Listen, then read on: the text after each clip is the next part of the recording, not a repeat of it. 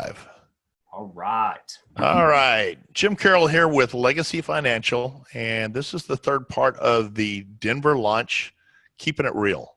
And the whole idea here is to speak to the people that we had appointments with, the team members that went out. We want a real, raw version of what happened so that you can hear not the commercial soundbite that you hear from me, but a real life team member that's been with the company less than 6 months to a year here that actually went out on the first appointments. And so, James, introduce yourself a little bit. Tell us a little bit about you. And, we met each other in Dallas, and then kind of go from there. Yeah, absolutely. So James Concilio, I live here in right at the base of the Rocky Mountains, like literally right here out my window is a beautiful view of the mountains in Colorado. So I've got a wife, two little girls, one in second grade, one in sixth grade. And my background, I'm a Navy vet, did a couple of combat tours, have done some things in the entrepreneurship world, kind of climbed the corporate ladder, got super sick of that, tired of being tied to someone else's schedule all the time. And kind of that brings me to where we are here with Legacy. So really excited to be a part of what we're doing and the vision of how we're out there making a massive impact and literally changing people's lives is it's extraordinary. I'm pumped to be here, Jim. Well, and that's, you can see that James is a coach. If you look at the background there, he's got his coaching board with all of his key phrases there. Let's do this. Tell me a little bit about the first appointment. Set it up, how you knew the gentleman from the appointment, what his position was, and then what the takeaways were.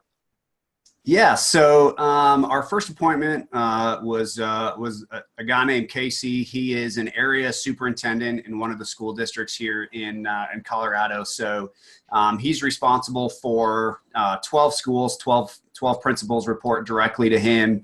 And he's a family friend of ours going back when my oldest was young.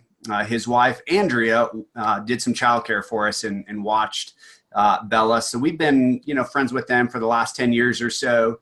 And I just reached out to Casey and shared, kind of what we were up to. And the way that I positioned it to him was, I said, Casey, you know how teachers are really underpaid for the immense value they bring, to the community and to the district. And you know how many of them, the really good ones, are leaving because they're struggling to get out of debt and really position themselves for retirement. And he's like, yes, it's the number one. It's the hardest thing about my job is keeping really good teachers. And so I said, and that's how I shared with him, kind of what we're up to is, hey, I'm a part of this company.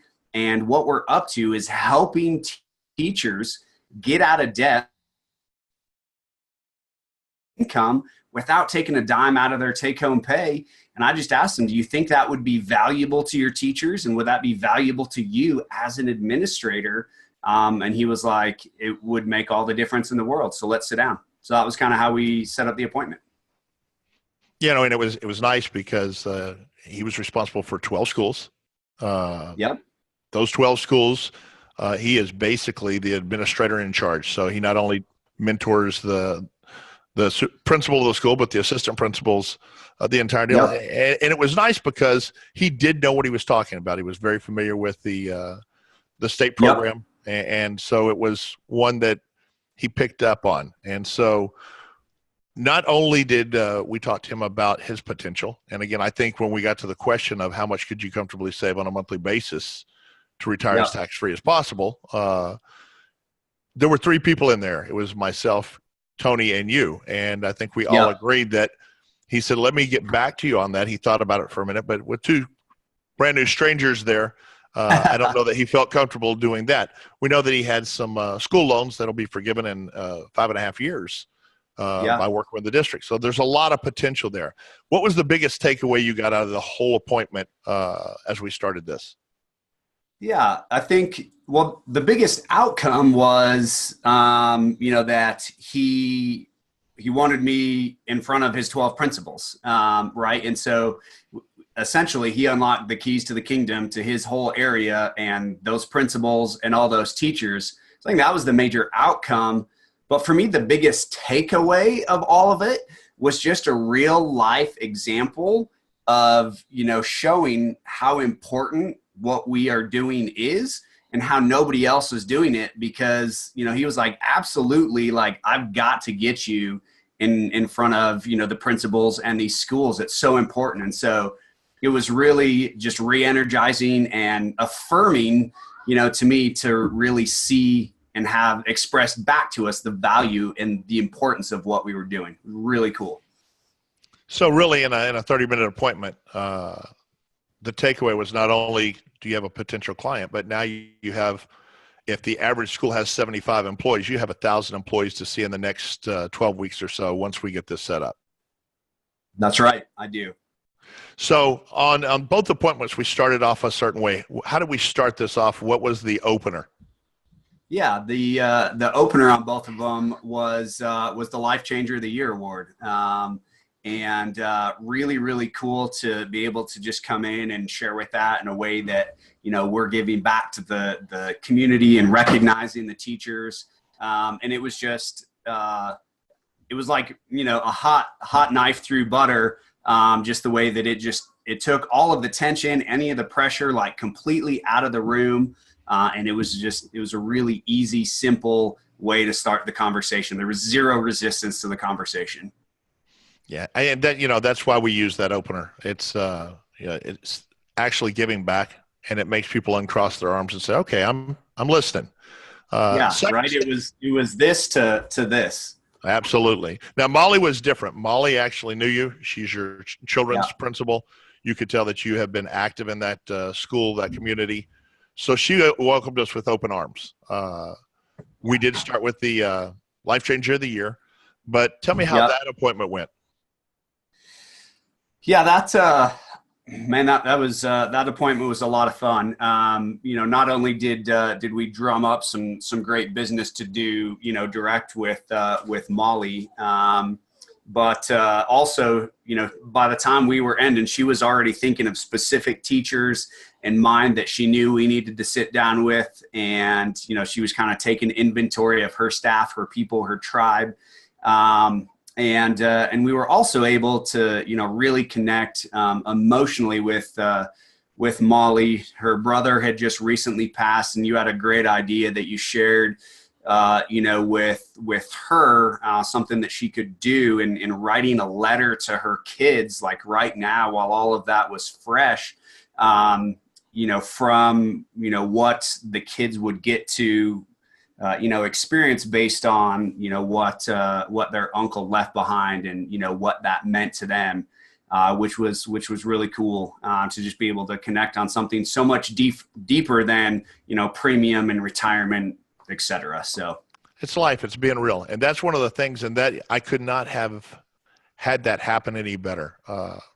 I hate that she lost her brother, but one of her biggest questions was, what would I do with the income that's coming off his house? We're going to rent it. It's paid for. And I said, you immediately, let's go to college fund. And you could actually show your 12 and 14-year-old how their uncle, who's not here anymore, continued on and is helping pay for their college. And again, it did draw a tear. It was still very fresh for Molly, but you could tell she's a kind heart. One of the things that was powerful was, in the 15-minute presentation, she stopped me right after we went through the how to get out of debt. And what were her exact words? What did she tell you? Oh my gosh. I don't remember her exact words. I'm sure that you probably do. But I mean, it was basically like, the teachers need this, and how can we share this? Yeah. She said, I am thinking how I can get you guys in front of my teachers. They need to see this. What she was doing was taking inventory of her staff, of her flock, if you will. The people she was responsible for. It's we said it's being a principal is like running the UN. You have teachers that you actually have to take care of. If you're a good principal, you care about their lives, and she did. That's right. Plus the kids, plus the families that go there. It's a huge responsibility, and so when we can build a relationship there and become that trusted advisor, we're no longer your mom and dad's financial planner. Exactly when I talk right. about this, I think Molly's big deal was she's a giver. And I'm going to catch you off guard here. It's not something we talked about, but I want to share with everyone that I learned a lot about James. When you ride with people, I've met James. We've talked on the phone. I know he coaches. I know he's a fired up guy. I know he served our country. But I found out two things. I found out that he donated a kidney to his mother-in-law, and that takes a unique individual that it's not your own blood, but he loved his family so much that he was a match, and he did that. So that tells me a lot. And then as we were walking up to the opportunity meeting, he sees this huge country club, and he said, man, I'd love to have a house this big. And I'm thinking, yeah. And before I could say something sarcastic, he said, can you imagine what good I could do if I could help people that didn't have a home, that were in need, if I had something this big? And I was just humbled by the fact that that's who this man is. And so when I go ride in the field with people, I've been doing this a long time, I learn something, I gain something every time. And I gained a friend in James, but I also, it taught me humility on why we do what we do. And so I'm going now. That was my transition to the opportunity meeting. We went to the opportunity meeting that night. You had brought a gentleman. Tell me how that went. Yeah, so I brought my friend Josh, and it was interesting. So Josh was on my list of people that I thought would excel in this business. I didn't talk to him early on because Josh is really, really, really smart, and I had to learn at least enough to have my ducks in a row, for a fairly intelligent conversation, because I knew if I didn't, he'd chew me up and spit me out, because he's just, he's super, super analytical. Some people are touchy-feely. Josh is not, well, not that he's, heartless, but he's wicked, wicked smart. And so I've been wanting to talk to Josh for a while, but I'd been a little hesitant to until I really had my head on straight as to what we were doing and how it all worked. And so it was awesome to have you there, Jim, and to have Tony, share at the opportunity meeting. Tony did a great job. And so, Josh was really able to kind of catch the vision of what we were up to. And, really what he was looking at was, is there a massive market and a massive need for, what we're doing? And it became really clear to him through the opportunity meeting that there was absolutely a huge market and a huge need for what we're doing. And so we've had a couple of subsequent, conversations since then. We've run some illustrations, and follow up, breakfast with you the next morning. Josh was super impressed. He jumped right in, in the next 2.5 weeks, he's going to go through his, his course, licensing, and he's going to be in Dallas with us for our very first academy. So really, really pumped. So time period on this, we actually finished our meeting. It was probably 9:30. We had some cocktails, had dinner. So we were probably there a little bit. We went back to Tony and Danielle's, and James says, can you meet at 7:30 in the morning? And again, what I told the guys in Denver and gals was, I'm here to work. And James took me up on it. We had a morning appointment the next morning at 7:30. Answered the questions that Josh had, and Josh is all in. And so you basically took 2 appointments and an opportunity meeting and created over 1,000 teachers to see. The opportunity that will, if you work with Molly, you'll make $10,000 to $12,000 on one account. Plus you have a partner in this business that has the potential to be a true rock star. He gets it. He's smart. He's the type of people we're looking for. So can you imagine if you had 10 appointments a week, the opportunity in this business? A week ago, I'd have said, yeah, I can imagine it, but I couldn't really. Right now, I have a really clear, I can see really clearly what 10 appointments a week looks like, and the impact that'll make in the community, as well as, for my family. I can actually see really clearly now what's possible with 10 appointments a week. And I think it's important that when we have a launch or an opportunity meeting, that as many people go and invite someone there as possible, because it becomes very tangible. You guys, partners out there that are watching this, look at James Concilio. He's a future rock star with this company. I could tell by riding with him. He knows how to run his franchise. He's still learning our business, but he's a business guy. He looks at the things behind him. Look at the things on his board. They're the things that we all want, right? You put the things that you want. You get rid of the stress, the worry. We're in a society where 50% of all failures in marriages come from finance.